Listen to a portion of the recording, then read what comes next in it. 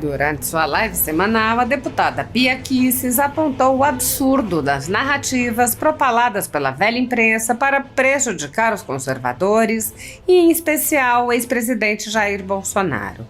A deputada comentou o escândalo feito em torno da visita de Bolsonaro à Embaixada da Hungria, mesmo sem qualquer indício de crime, e apontou o que foi deixado de lado pela velha imprensa. Bia Kicis disse: o que tem de grave nessa história, o que não estão falando e a imprensa não está falando, é que houve espionagem. Gente vazou cenas da Câmara da Embaixada, ou seja, uma embaixada que estava sendo espionada, e essas imagens foram vazadas para fora do Brasil. É muito grave, e era isso que a polícia deveria tentar apurar, porque isso é um ataque à nossa soberania. Imaginem quantas autoridades não estão sendo vigiadas, espionadas por potências estrangeiras aqui. Então, isso sim é grave, e era com isso que eles deviam se preocupar. A deputada também explicou a polêmica em torno da análise pela Câmara dos Deputados da prisão do deputado Chiquinho Brazão, acusado no caso Marielle Franco. A deputada, que já foi presidente da Comissão de Constituição e Justiça, explicou que houve um pedido de vista e a análise será concluída na segunda quinzena de abril. Bia Kicis explicou: nós não estamos analisando o mérito da questão. A nós, do Congresso, da Câmara, cabe avaliar o artigo da Constituição que diz que parlamentares só podem ser presos em flagrante de crime inafiançável. A deputada mostrou que não é o caso do parlamentar e disse: a nossa preocupação é não permitir mais uma vez que as prerrogativas dos parlamentares sejam descumpridas, sejam violadas. Primeiro foi Daniel Silveira, agora Chiquinho Brazão, depois pode ser qualquer um. A deputada ponderou: então é claro que quem comete crime tem que ser investigado, denunciado, sentenciado e preso. Só que nesse caso, se as prerrogativas parlamentares estiverem sendo mais uma vez violadas, nós não podemos concordar com isso. Ele tem que ter uma prisão que seja permitida pela lei e pela Constituição. Bia Kicis rebateu os argumentos de quem diz que a imprensa vai dizer. Ela disse: sim, eles vão dizer. Eles sempre dizem, eles sempre inventam a narrativa. Mas nós não podemos, de forma alguma, nós não podemos avalizar a violação às prerrogativas dos parlamentares, porque amanhã vai ser qualquer um. E por crime que não é crime, como foi com Daniel Silveira, crime de opinião que não existe. A deputada afirmou: nós temos que cuidar das prerrogativas. Se não fossem importantes, não estariam lá na Constituição.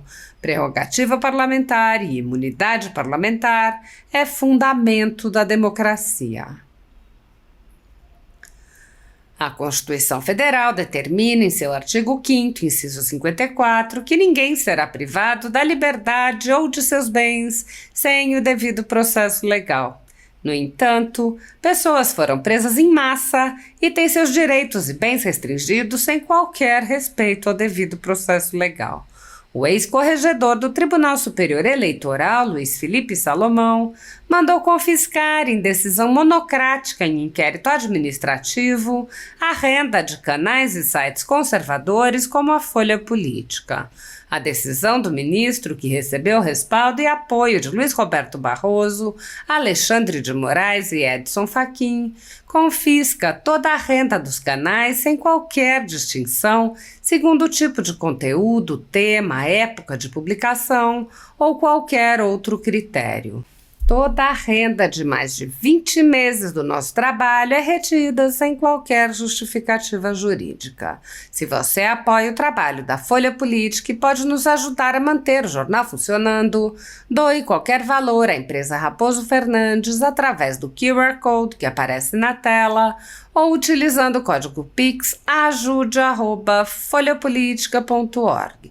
Caso não use Pix, a conta da empresa Raposo Fernandes está disponível na descrição deste vídeo e no comentário fixado no topo. Há mais de 10 anos, a Folha Política vem enfrentando a espiral do silêncio imposta pelo cartel de mídia que quer o monopólio da informação. pix@folhapolitica.org. Assista. Bolsonaro esclareceu na segunda-feira sua ida à Embaixada da Hungria no Brasil em 12 de fevereiro, 4 dias depois da polícia confiscar o passaporte do presidente a mando do ministro Alexandre de Moraes. No dia em que o documento ficou com a justiça, 2 aliados de Bolsonaro foram presos pela PF, né? Conforme nota divulgada pela defesa, ele ficou 2 dias no local para manter contatos com autoridades do país amigo. Como é de conhecimento público, o ex-mandatário do país mantém bom relacionamento com o primeiro-ministro húngaro, com quem se encontrou recentemente na posse do presidente Javier Milei em Buenos Aires. É verdade, inclusive eu estava lá, participei de uma reunião, tá, com o presidente, com o primeiro-ministro, né, alguns parlamentares, e eles realmente têm um ótimo relacionamento, né? Agora achei interessante, né, que o presidente falou, olha, né, em tom de deboche, é claro, né? Se nem a Michelle reclamou de eu ter dormido fora de casa, né? Por que o Alexandre de Moraes quer saber, né? E a verdade é que o próprio Supremo, né, já falou que ele não cometeu crime nenhum, ministros do Supremo já declararam que ele não cometeu crime nenhum.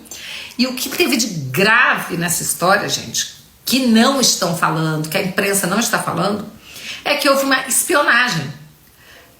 Gente, né, vazou cenas da câmera da embaixada da Hungria, ou seja, uma embaixada que estava sendo espionada, e essas imagens foram vazadas para fora do Brasil. Então isso sim é muito grave, e era isso que a polícia devia tentar apurar.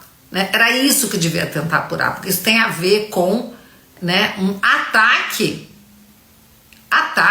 à nossa soberania, quando a gente sabe que tem, né, embaixadas. Imagina quantas autoridades não estão sendo vigiadas, espionadas, né, por potências estrangeiras aí. Tá? Então isso sim é grave, e era com isso que eles deviam se preocupar.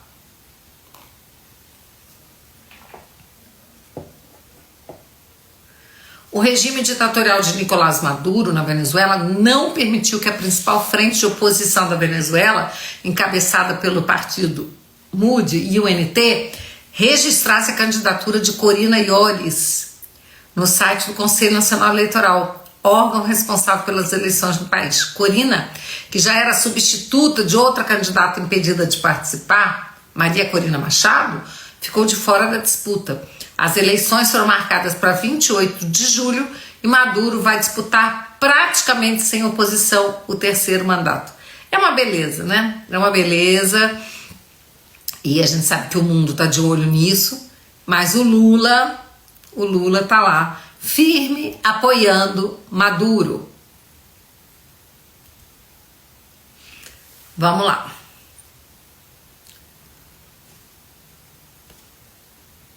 Olha só.